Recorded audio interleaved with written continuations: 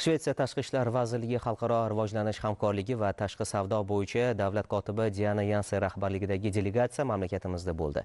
Mehmonlar O'zbekiston Respublikasining qator vazirlik va idoralar mas'ullari bilan uchrashuvlar o'tkazdi. Poytaxtimizdagi ijtimoiy-iqtisodiy muassasalar bilan tanishdi. Tafsilotlar navbatdagi lavhamizdan o'rin olgan. Yurtimizga kelgan Shvetsiya delegatsiyasi 2 kun davomida poytaxtimizdagi bir necha obyektlarda bo'lib, turli sohalarda olib borilayotgan islohotlar bilan tanishdi. Xususan, Biofarm City'da farmatsevtika tarixi muzeyi, genomika markazi, farmatsevtika texnik universiteti hamda biofarmatsevtika ishlab chiqarish zonalari bilan tanishdilar. Davra suhbati jarayonida farmatsevtika va biofarmatsevtika sohasida investitsiyalarni jalb qilish, ilmiy tadqiqot va innovatsion loyihalarni amalga oshirish, Shved universitetlari bilan akademik hamkorlikni rivojlantirish, texnologiyalar transferi va yuqori qo'shimcha qiymatli mahsulotlar ishlab chiqarish kabi qator masalalar muhokama qilindi. Shvetsiya davlati Markaziy Osiyodan hamkorlarni qidiryapti va Markaziy Osiyoda hozir eng tez rivojlanayotgan davlat bu O'zbekiston hisoblanadi. Shuning uchun ham bunda O'zbekistonning tajribasi ular uchun juda ham qiziqarli. Bular olgan ma'lumotlarni o'zlarining tadbirkorlar bilan Shvetsiyada o'sha bo'lishadi, o'sha tadbirkorlarni keyin O'zbekistonga jalb qilish imkoniyatlarini ko'radi.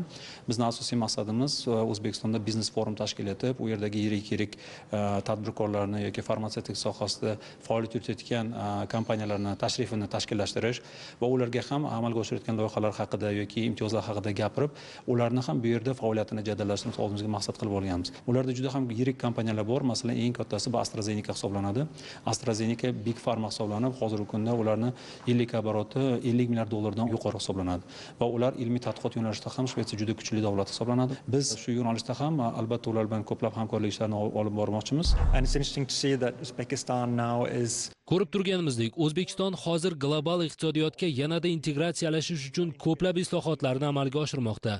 Bu ayniqsa biotexnologiya va farmatsevtika kabi sohalarda juda kuchli rivojlanayotgan yo'nalish hisoblanadi. Shuning uchun menimcha bu boradagi kutilmalar ijobiy bo'lishini taxmin qilish mumkin. Agar shunday davom etsa, savdo imkoniyatlari ham sezilarli darajada ortadi. Qisqa vaqt ichida amalga oshirilgan ishlarni ko'rib shuni aytish mumkinki, bu yerda allaqachon ko'plab kompaniyalar mavjud va yana juda ko'p xalqaro kompaniyalarni o'ziga jalb qilmoqda.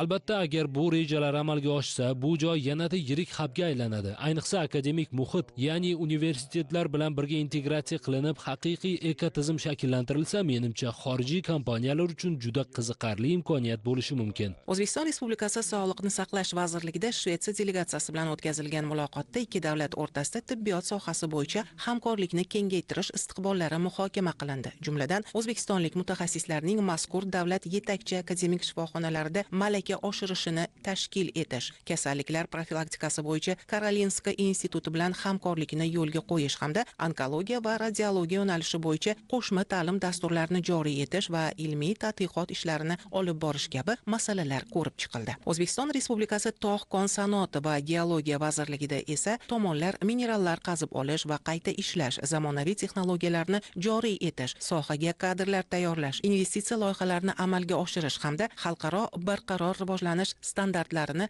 joriy etish istiqbollarini muhokama qildilar. Uchrashuv yakunida tomonlar o'rtasida kengaytirilgan hamkorlik to'g'risida anglashuv memorandumi imzolandi. O'zbekiston Respublikasi Tashqi ishlar vazirligida o'tkazilgan uchrashuvda tomonlar siyosiy muloqot, savdo-iqtisodiy, investitsiyaviy, migratsiya, ta'lim, innovatsiyalar, farmatsevtika, sanoat, qishloq xo'jaligi hamda madaniy-gumanitar sohalardagi hamkorlikning bugungi holati va uni yanada rivojlantirish istiqbollarini muhokama qildilar. Investitsiya sohasida ko'plab imkoniyatlar mavjud. Telekommunikatsiya, sog'liqni saqlash va konchilik sohalari shular jumlasidan. Biroq faqat shu yo'nalishlar bilan cheklanib qolmaymiz. Masalan, barqaror va zamonaviy konchilik texnologiyalari sohasida Shvetsiya dunyo yetakchilaridan biri hisoblanadi. O'zbekiston konchilik sohasida eski yondashuvlardan zamonaviy, xavfsiz va ekologik standartlarga javob beradigan tizimga o'tayotgan bir paytda Shvetsiya o'z tajribasi va texnologiyalari bilan katta hissa qo'sha oladi. Ayni paytda konchilik uchun uskunalar ishlab chiqaradigan qator shved kompaniyalari O'zbekistonda faoliyat yuritmoqda. Shuningdek, sog'liqni saqlash sohasi ham muhim yo'nalishlardan biri. Biz jahonga mashhur farmatsevtika brendlariga egamiz. Bu ham hamkorlik uchun qiziqarli sohalardan hisoblanadi. Biz bir-birimizdan o'rganishimiz mumkin. O'zbekiston bugungi kunda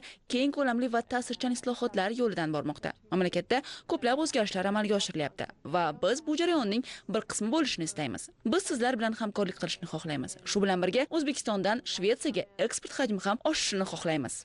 Uchrashuvda O'zbekiston Respublikasi hukumati bilan Shvetsiya qirolligi hukumati o'rtasida migratsiya va mobillik sohasida keng qamrovli sheriklik to'g'risidagi bitim, shuningdek, ikki davlat o'rtasida qonuniy migratsiya va akademik almashinuvlarni osonlashtirishga yo'naltirilgan migratsiya va mobillik pilot dasturlarini tashkil etish to'g'risidagi qo'shma ahdlashuv deklaratsiyasi imzolandi. Qiyosiy qilib aytsa, O'zbekistonda albatta hozir bu tajriba juda baland.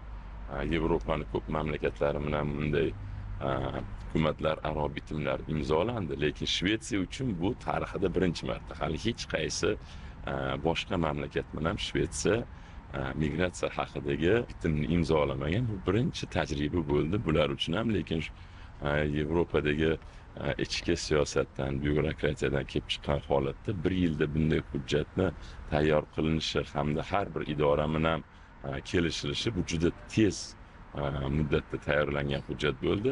Bizni O'zbekistondan legal ko'rinishda yangi imkoniyatlar, bunday bitimni imzolanish evaziga endi ularning ish beruvchilar talablar asosida O'zbekistonda mutaxassislarni tayyorlashga birinchi navbatda til bo'yicha, undan keyin qolaversa kasb bo'yicha mutaxassislarni tayyorlashga e'tibor qaratiladi.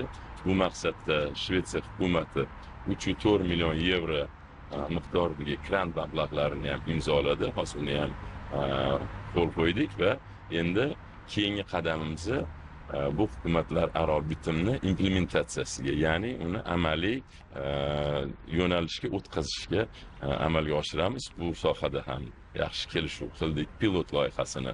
Xalqaro biznes markazida o'tkazilgan davra suhbatida ikki mamlakatning davlat sektori hamda yetakchi ishbilarmon doiralar vakillari o'rtasida ochiq muloqot bo'lib, O'zbekiston va Shvetsiyaning o'zaro savdo, iqtisodiy hamda investitsiyaviy hamkorlikni rivojlantirish masalalari muhokama qilindi. Tadbir davomida O'zbekistonning asosiy iqtisodiy ko'rsatkichlari taqdim etildi. Hozirgi kunda ikki tomonlama savdo aylanmasi hali unchalik yuqori emas. Biroq biz bu borada ijobiy tendensiyani ko'rmoqdamiz. Shuning uchun nafaqat munosabatlarimiz, balki savdo hajmi ham o'sib borishiga umid qilamiz. Shvetsiya nuqtai nazaridan qaraganda biz ochiq va erkin savdo tarafdori bo'lgan, eksportiga tayanadigan mamlakatmiz. Biroq biz uchun import ham xuddi shunchalik muhim. Biz savdo hajmlari asta-sekin ortib borayotganini, shuningdek, shved eksportchi kompaniyalarining O'zbekiston bozoriga qiziqishi kuchayib borayotganini ko'rmoqdamiz. Uchrashuvlar yakunida tomonlar muzokaralar davomida kelishib olingan qo'shma investitsiyaviy va kooperatsiya loyihalarini amaliyotga joriy etishga tayyor ekanliklarini tasdiqladilar.